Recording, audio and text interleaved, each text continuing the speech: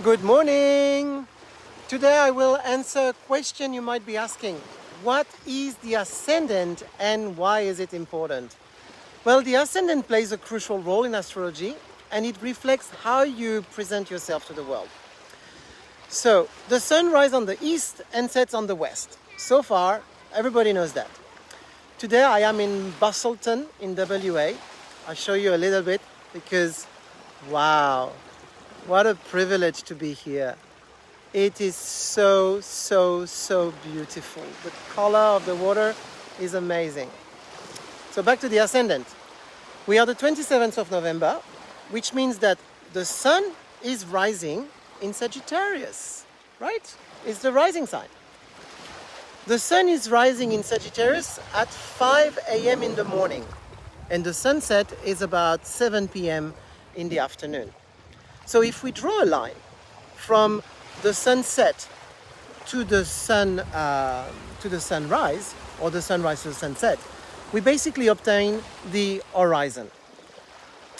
Now, the Earth makes a full rotation on itself in one day or in 24 hours, which means that if we look at this horizon, at this line, all the signs that will be on top will correspond to the day, and all the things that are under this line will correspond to the night. And then if we divide 24 hours into the 12 sign of the zodiac, we know that the rising sign will change approximatively every 2 hours. So really what I'm trying to say here is that we can use the zodiac as if it was a clock. And I know that nowadays when we do a chart, we just use a computer or we do it online and the result is accurate. But it's always good to have some basic understanding on how things work. So the sun has moved into the sign of Sagittarius on the 22nd of November. And today we are the 27th.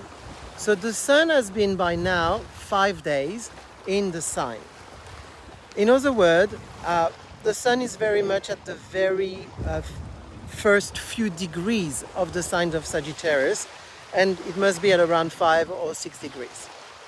So if a baby was born today at sunrise at 5 a.m., it means that the rising sign of this baby would be at about 5 or 6 degrees in Sagittarius. And if a baby was born an hour or two before sunrise, then it would be on the sign just before Sagittarius. It would be rising Scorpio. So by now, you may be wondering, why is the ascendant or the rising sign so important?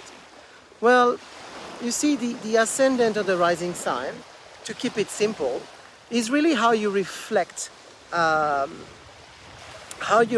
yourself in the society, how you present yourself to the world. So let's keep it with the example of the baby. Imagine we have a baby that was born today in Busselton, WA, at 5 a.m. So we would have a sun in Sagittarius, as well as a rising sign in Sagittarius, which means that our baby would be a double Sag. And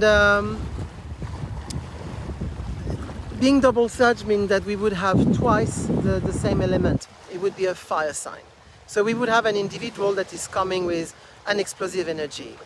All the Sagittarius qualities, an adventurous spirit, someone that would have a vibe quite optimistic, with a strong desire to explore the world and a very strong need for freedom. Now, the ascendant reflects how you, like me actually, present ourselves to the world. And to answer this question, we will need to look at the ruler of the sign of Sagittarius. So every sign has a planetary ruler, and the ruler of Sagittarius is Jupiter. And I know that Jupiter is in Gemini. So we are going to look at bringing the qualities of the Sagittarius with the quality of the Gemini. And what does it mean? Gemini is the sign of communication, Jupiter amplifies anything it touches, and it's also the lucky planet of the zodiac. So this baby born at sunrise here will have the chart of an individual that has a strong desire to communicate, could be quite curious, could have a strong desire to explore, to learn, and to talk. It can also be a kid that a kid or an individual that would be quite scattered, wanting to do everything at the same time. And the chart of someone who could be very talkative, someone that speaks first and think after, this kind of energy. Now, if we take another example, let's take the example of the baby born an hour before sunrise. And we said being born an hour before sunrise would be Scorpio. So here we have two kind of elements. We have the fire for the Sagittarius, and we also have the water for the Scorpio. But if we think about it, the water and the fire, these are two elements that don't really blend together. The water extinguishes the fire. So you have an individual with a push-pull energy. Saturn on one hand wants to learn, explore the world, but Scorpio is intense. It's a transformative energy. It wants to explore things in depth, and it also needs control. So we have here a combination that is more serious, a lot more introspective. This individual would be more observant, individual with, I need to know the truth. I think before I speak. This kind of energy. And then, how does this person realize themselves? Well, for that we need to check where the ruler of Scorpio is. And the ruler of Scorpio is Pluto, planet of transformation through death and rebirth. So by now we know that Pluto just entered Aquarius, and I know I need to make a video about this. You, like me, are waiting for this video to come, aren't you? So give me time, I'll do it. Let's talk about Aquarius. Aquarius is the sign of the collective, the collective change and innovation. So our 4 a.m. baby would probably be carrying a visionary vibe, this combination comes with the energy of the transformer, a baby with a strong presence. And maybe growing up, this person, this individual could be a natural leader, someone quite unconventional, someone that could be, interested with the collective and making collective change and bringing innovation. So we have the sun sign. We have the rising sign. The only thing that we are missing now is the moon. Once we have the moon, we really have the big three. The sun, the rising sign, and the moon.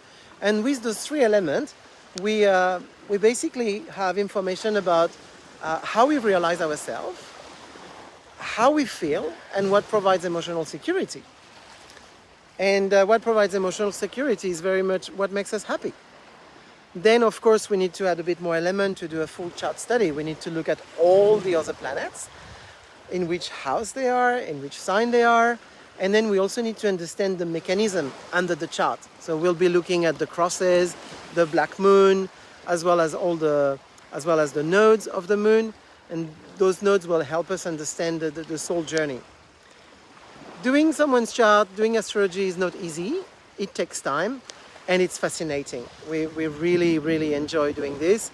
So if you have any question, or if you, like me, would like to explain something, well, I invite you to put some comments below, And of course, if you want to learn more about your chart, you can schedule a call with Belen or with myself.